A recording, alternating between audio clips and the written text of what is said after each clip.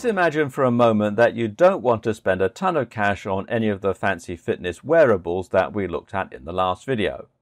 That's fair enough and probably quite sensible. In this case, how would you track your fitness?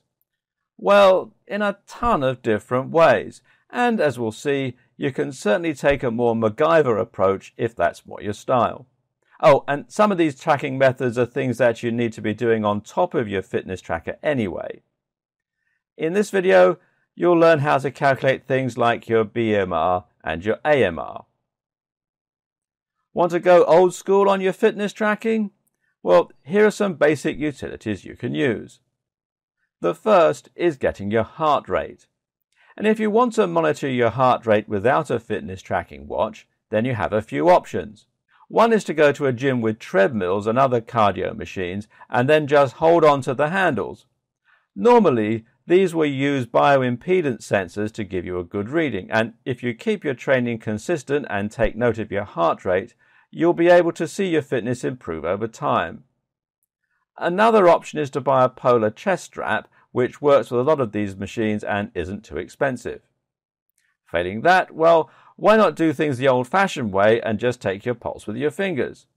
To do this, just take your fingers and place them on the inside of your wrist right below your thumb. Count how many beats you can feel in 30 seconds, using a timer, and then double the result to get your BPM.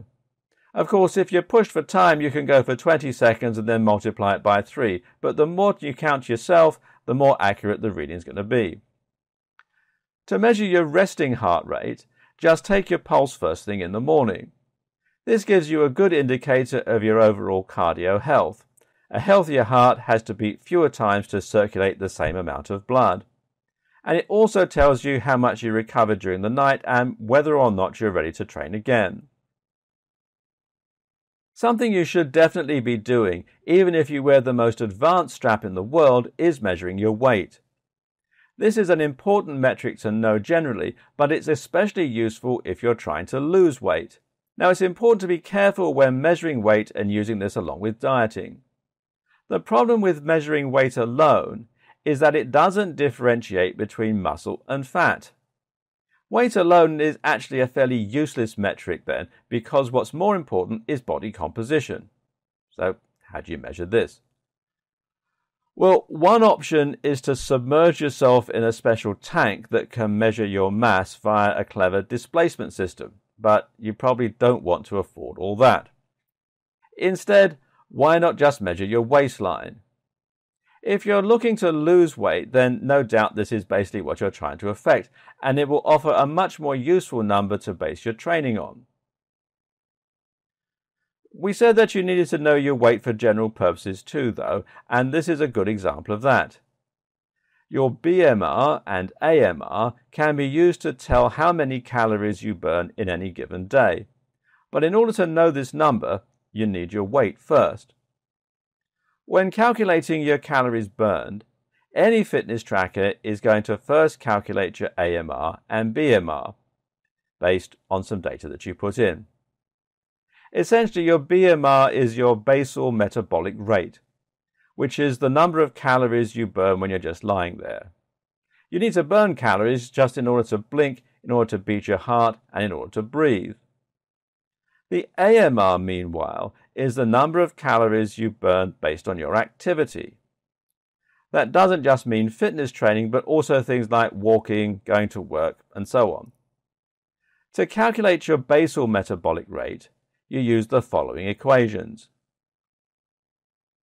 For men, your BMR equals 66 plus 6.23 multiplied by your weight in pounds, plus 12.7 multiplied by your height in inches, minus 6.8 multiplied by your age in years.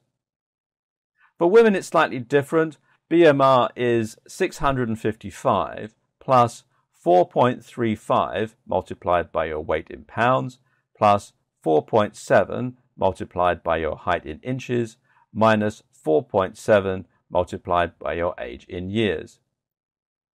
To turn this into your AMR, you multiply that amount by 1.2 if you're sedentary, that means you get little or no exercise, 1.375 if you're lightly active, in other words, you exercise 1 to 3 times a week, 1.55 if you're moderately active, in other words, your exercise or work is about average, 1.725 if you're very active, in other words, you train hard for 6 or 7 days a week, and 1.9 if you're highly active, for example, if you're a physical labourer or a professional athlete. With this number, you'll then know how many calories you burn both before and after exercise. This is useful as it lets you know roughly how many calories you consume before you're likely to start gaining weight. Moreover, it's important to keep this in mind when reading how many calories you burned. Why? Because that exercise you're doing is only accounting for a small proportion of the extra calories. Saying you burn 200 calories in an hour is less impressive when you realize that you normally burn at least 83 calories in an hour anyway. Want to measure your strength? There are a number of ways you can do this, but one very simple one is to measure your 1 rep maximum on a variety of lifts, ideally the big 3 compound lifts. Those are the squat, the deadlift, and the bench press. The problem with this plan is that a 1 rep max is quite hard to measure if you don't have a spotter. Something you can do, though, is to find a weight you can lift 5 times and then use the following equation. 5 RM multiplied by 1.1307 plus 0.6998. This is roughly the same no matter what type of exercise you're performing. Another option is to measure the size of your muscles with tape measures. This is something that professional bodybuilders do a lot, and it's a great way to see if you're gaining size in specific areas. Of course, muscle size does not correlate precisely with muscle strength for a variety of reasons, and once again, there's no way to differentiate between fat here. Still, if size is what you're actually aiming for, as it is for a lot of guys, then this is the most logical thing to measure. That said, another way to measure your aesthetics is quite simply to take a look in the mirror. As long as you're able to be objective, this is the easiest way to see where you still have fat clinging on, which muscles are looking the biggest or the most defined, and where you can improve. Take photos as you train and compare them with how you look in the mirror, and make sure that you think about what it is that you're doing that's causing the positive results or lack thereof. One of the best tools you can possibly use to measure your fitness and to track your performance, though, is a good old-fashioned pad of paper and a pen. What can you monitor with this? Well, that all depends on what you're trying to measure. One particularly good example, though, would be just to write down how you feel each morning on a scale of 1 to 10. From there, you can start tracking what you're eating, how you're training, what time you're going to go to bed, and so on, and then look for correlations. You might be able to find, for instance, that you feel bad on the days when you have too much caffeine or on the days when you eat bread. Maybe you have a gluten intolerance. The point is that by keeping tabs on how you feel and what you're doing, you might be able to identify correlations that offer useful insights and help you improve your health. Tracking your workouts is also a good idea. Keep tabs on precisely what amounts you're lifting and how, where you're running, and so on.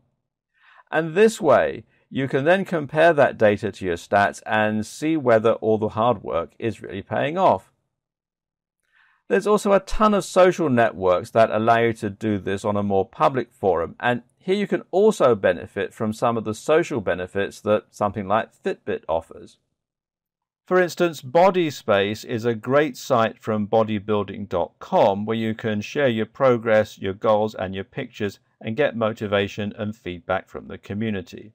And you can find out more at bodyspace.bodybuilding.com. One more tip is to visit your doctor regularly for health checks. There doesn't need to be anything wrong with you to see your GP. Just ask for a blood test and your blood pressure to be monitored, and you can keep tabs on your general fitness. If you have the money, then paying to see a physio occasionally can help you to avoid getting into bad posture habits and to prevent you picking up bad movement habits. All these things give you more information and an early warning of problems, which can make a massive difference to your health.